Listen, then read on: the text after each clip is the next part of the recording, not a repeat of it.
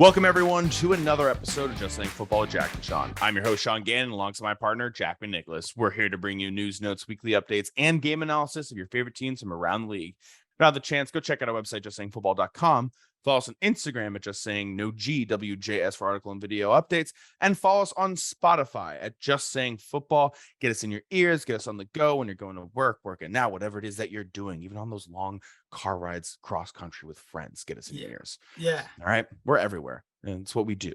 All right. But let's jump into this Week 10 Monday Night Football game when the Washington Commanders make their way to Philadelphia to take on the undefeated Eagles. Currently 44 point over under here. 11-point spread to the Eagles right now. They are favored by a lot, the biggest spread of the entire weekend. Yeah, and, this is going to be a nice little NFC showdown, NFC East. As you said, this is the most competitive division in football right now. Giants 7-2, Dallas 6-4, I believe now. And then we got the Washington Commanders at 4-5. Shockingly, only one game under 500. Kind of kept themselves in some games this week, but like you said, this is definitely biggest spread of the weekend.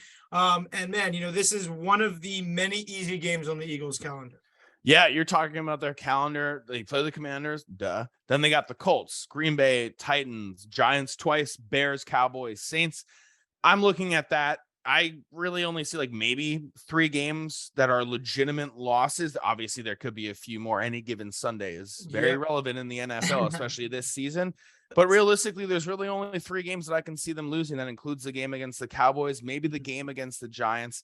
And I'm honestly going to look at that Green Bay game. You can never really count out Aaron Rodgers just yet. We saw that this weekend against the Cowboys, obviously.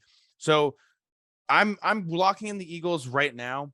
Washington played the Vikings last week, and Taylor Heineke made a huge interception to Harrison Smith that ended up costing them the game. The Vikings then just rallied around momentum in that one. We were able to pull the win out from under them. And the one thing I think that the Washington Commanders are going to need to do in this game to slow down the Eagles offense, which has just been fantastic all year, you got to get pass rush. And they were great against the Vikings on that. They were in Kirk Cousins' face.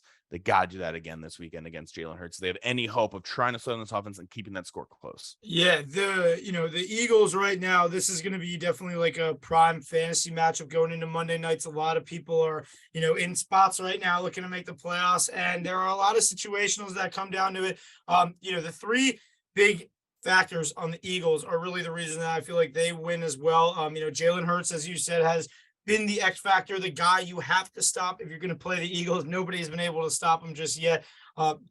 Number 5 fantasy QB in the league right now, 320 yards on the ground, 6 rushing touchdowns to go along with his 12 touchdown to 2 interception passer ratio. I mean, he's playing great. The Philly defense is playing great. They have 15 plus takeaways on the season. That's the biggest of all season. And I mean, Jalen Hurts, since he's become the full-time starter, is undefeated against the Commanders. I worry about these primetime games with the big spreads, to be honest. I don't know about you. There's been a lot of upsets and a lot of, these guys were supposed to be blowing them out. They're not. So what do you think about, do you think the Commanders have anything that can keep them in this? They obviously have been playing okay under Taylor Heineke. They have Gibson in the backfield, Brian Robinson in the backfield. You're starting to get a little more like Curtis Samuel, Terry McLaurin. But is there anything for the Commanders they can actually do to win, in your opinion? It's going to be pass rush, and it's going to be running the ball effectively. We talk about it all the time when it comes to the great offenses like Miami and Kansas City. The best thing to do with those teams is to make sure that their best players are off the field, which usually means their offense. Now, the Eagles do have a great defense. I'm not saying that their best players are also not on their defense, but that offense usually puts up 14 points in the first quarter. They put a hole in their opposing defenses and opposing teams.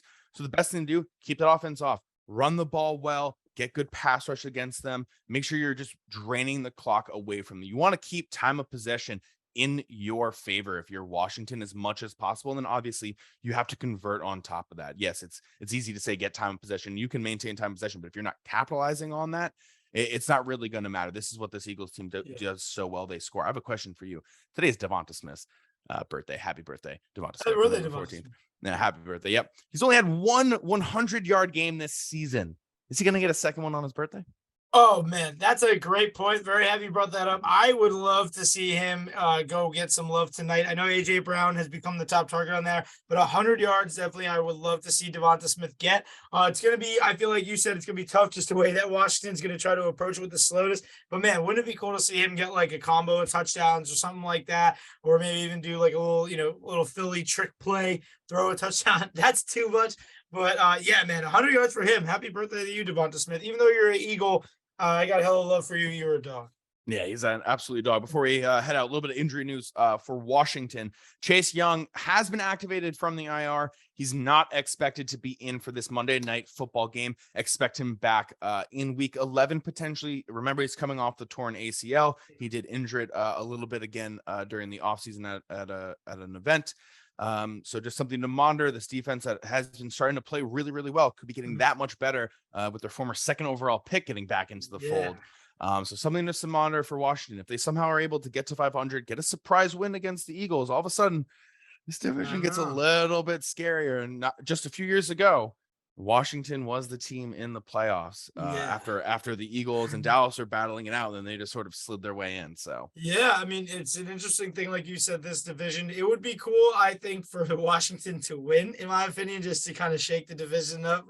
Keep it the would Giants be, but they shouldn't win though. Exactly. I mean, it's just crazy. I mean, we were talking about the Panthers Falcons the other day, and we were both going with the Falcons, and then all of a sudden, the primetime games are crazy, but this one, if Commanders win, should be more set in stone with how these two teams are playing. All right, everyone, that's for sure. But that's all the time that we have. Thank you for tuning in. Thank you, everyone, for listening. Yeah, thank you guys for checking this out. JustSayingFootball.com, Just Saying Football on YouTube and Spotify. Make sure to like and subscribe on there, and show us some love on Insta. Just Saying No GWJS for all your updates. Enjoy. Enjoy.